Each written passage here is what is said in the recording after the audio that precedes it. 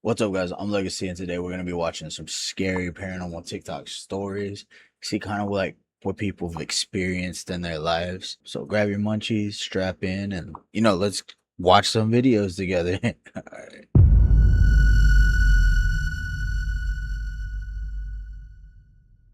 You do if every night at 3:03 a.m. someone walked by your house whistling, but you weren't allowed to look, or there was going to be really bad consequences? Because that's what this story is about. The poster has lived in this neighborhood since they were 6 years old, and they say that now, being 13, they can see that there's only two weird things about this neighborhood.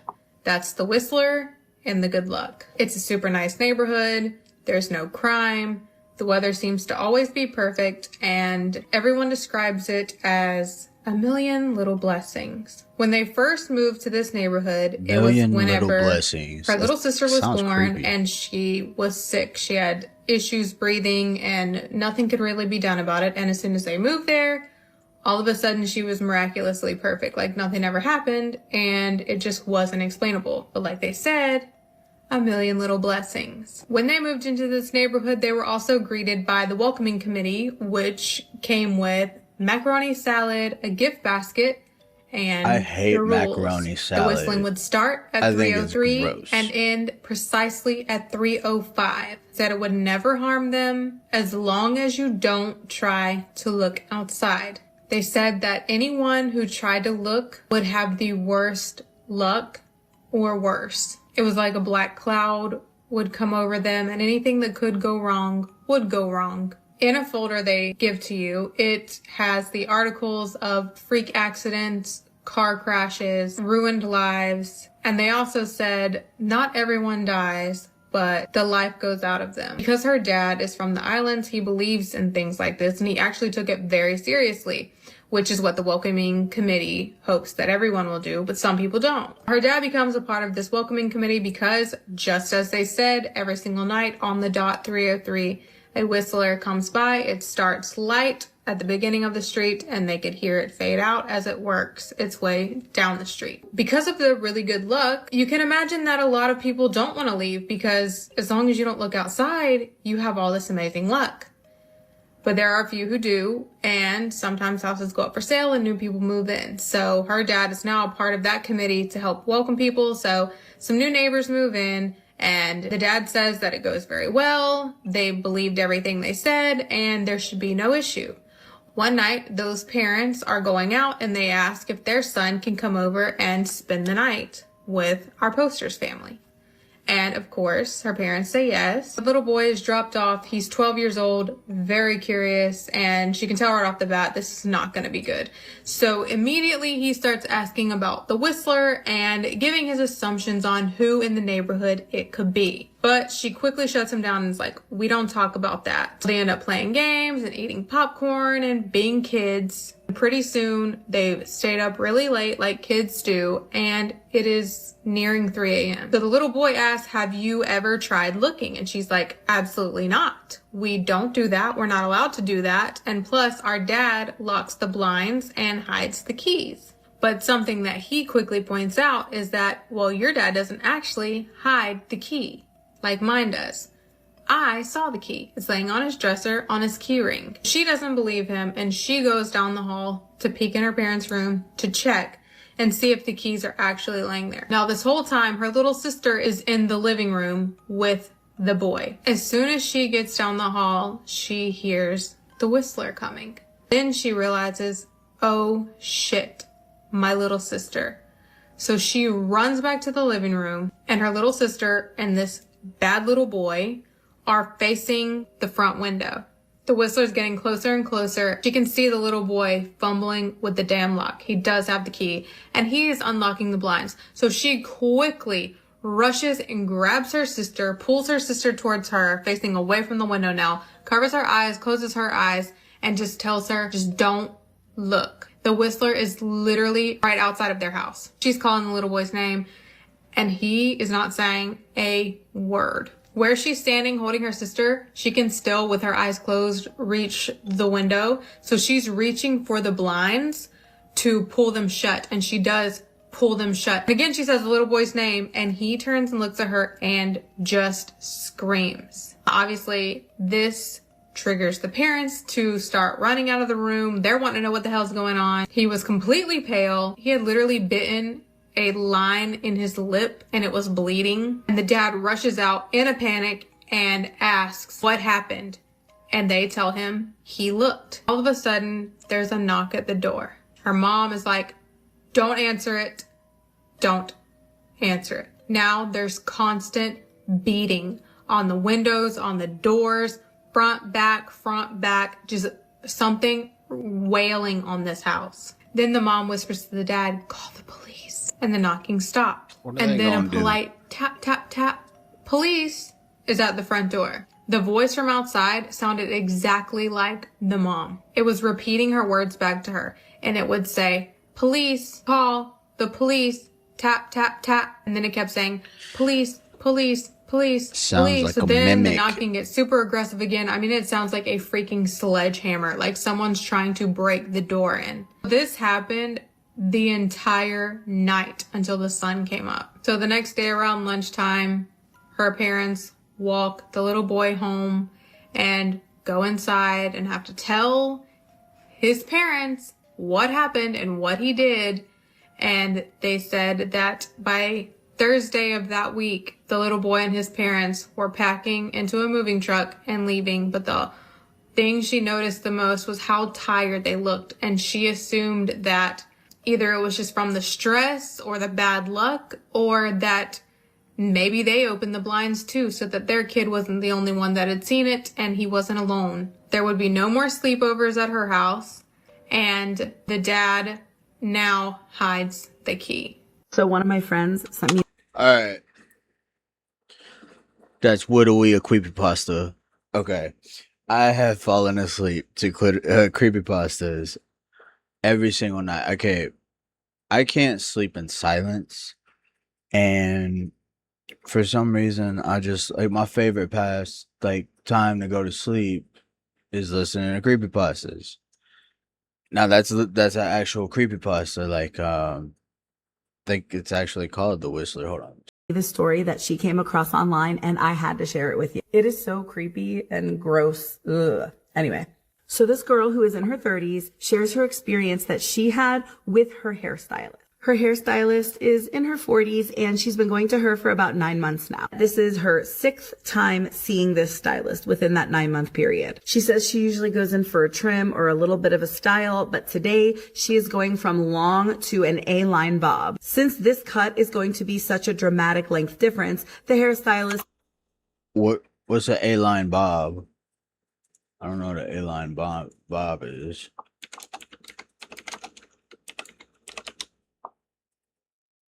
Oh.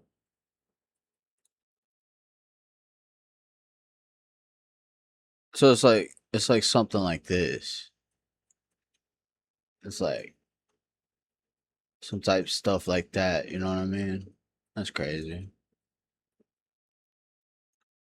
Took a before photo intending to also take an after photo and then upload those on social media. So far, totally normal. Once the cut is finished, the stylist grabs the broom and sweeps her hair in the dustpan and sets the dustpan on the table for just a second. Then she grabs the dustpan and broom and proceeds to go to the back of the shop. She's gone for a few minutes, no big deal, and then she goes outside to smoke. And now this is where it gets weird. That she had to go to the bathroom, and the bathroom is also in the back of the shop. So she decided while her stylist is out smoking a cigarette, she's going to go ahead and use the restroom. She didn't see anything on the way to the bathroom, but on her way back, she peeks into the small side room and she notices something. There is a clear plastic tote full of hair sitting on the table with no lid, and this girl's name is on it. She said, that was my hair in that tote. And then she takes a closer look and she notices that inside this tote isn't just today's hair.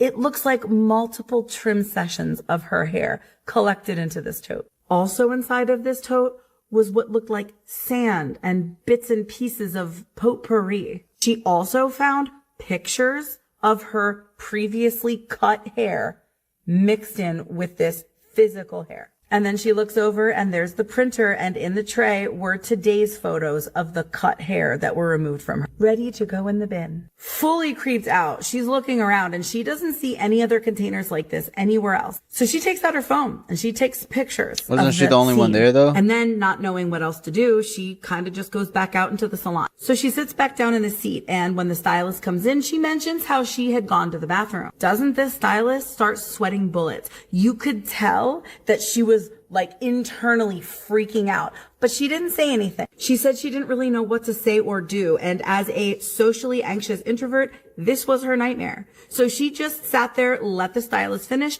She paid and she left. So she goes home and she's just stewing on this. And the longer she's thinking about it, the more creeped out and grossed out she got. So she decided she's going to text this lady. So she sends her a picture of the crime scene that she took earlier and asked for an explanation and said that she would appreciate it if she removed the box from her possession. I'm going to read you word for word what she wrote. Hey, so I saw this and I didn't know what to make of it. Can you help me understand what this is and why you have it? I'm not comfortable with you having this. Could you please discard the content? Maybe they like donate Even though it. I love the cut, I think it's best if I find a new stylist. She says they never responded. What in the witchcraft is going on here? Tell me what your thoughts are in the comments. This has got to be something like that, right? So freaking gross and creepy. And if you have a creepy story of your own, don't forget to submit it to the email in my bio. Okay, so my take on that, honestly, is a lot of times when people go to a stylist for the first time, especially one that they've been going to for years, like my barber, the first time I went, they ask if you would like to donate your hair for like what is it called? Something locks. Locks of love? Something like that. But yeah, and then the pictures of your hair is to show what your hair is supposed to look like. I think they even do that when they make wigs also. So that might mean, and the potpourri stuff, that is probably something like a treatment to keep the hair fresh in the bin. That would be my personal take on it. I think she read into it a little bit, but if they had like chicken blood and like, I don't know, like feathers, and they were like, I don't know, some crazy witchcraft stuff, then I'd be like, but it sounds like they have like a little, locks of love or whatever donation for hair that they do. A lot of people with the big C, they, reach out to places like that, and then they provide, wigs, and a lot of them do it for free. And it's a really great like,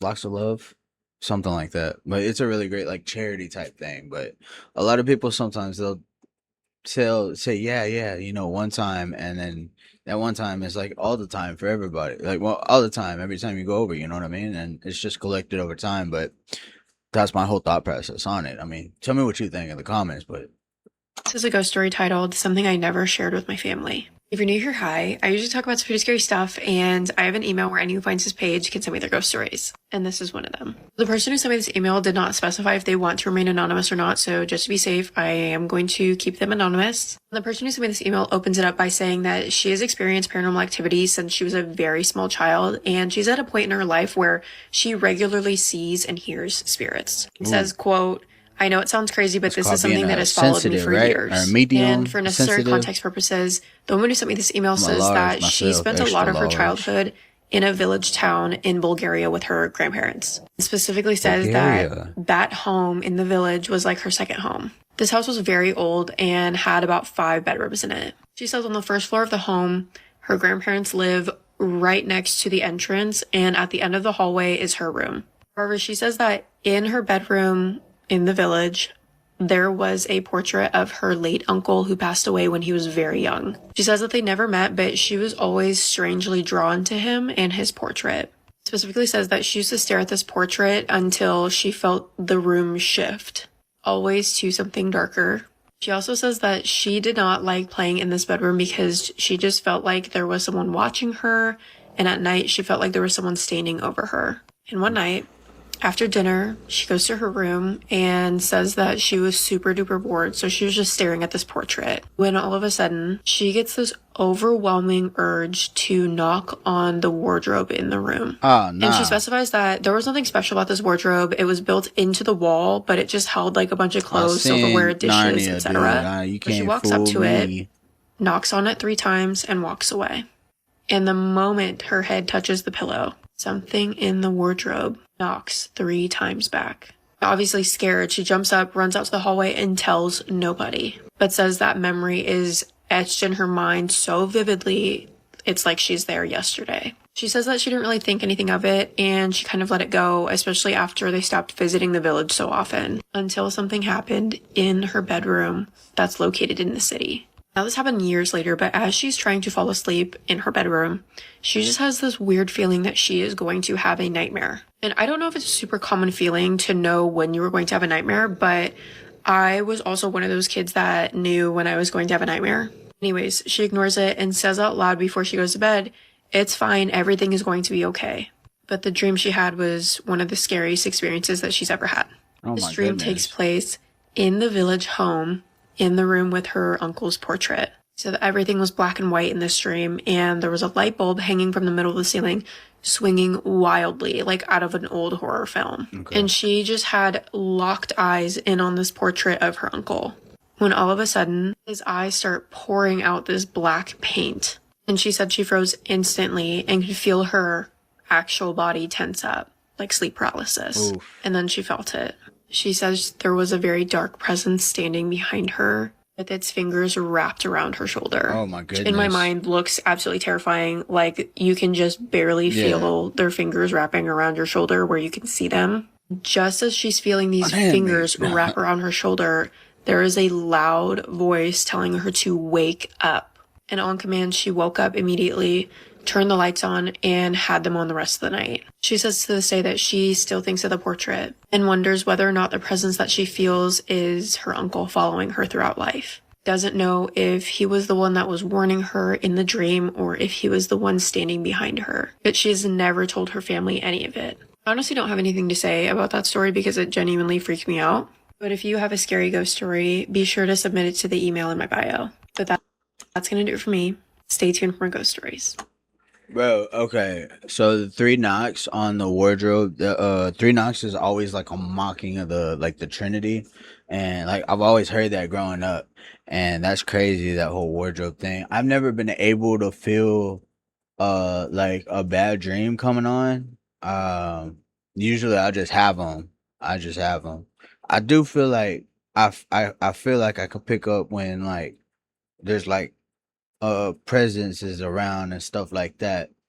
But for the most part, I feel like ghosts just be scared of me. But you know, everybody's different. Everybody feels things different. However, I appreciate you for hanging out with me. That was a couple scary videos. We're gonna start doing more like this because I'm like more interested in people's like personal experiences because I can like visualize it in my head, and I think that's like so cool is when you get that story like straight from the source and stuff like that. With that being said, I'm gonna start a new thing just like they're doing. If you guys would like have a scary story and you want to send it in, I'll put the email in the description. You guys can send me an email with your story and I'll read every single one of them. It'll be on TikTok, YouTube, Instagram, whatever you guys, want to do. Make sure you like and subscribe. I appreciate you for hanging out with me. You're awesome. I love you guys, and I'll see you later.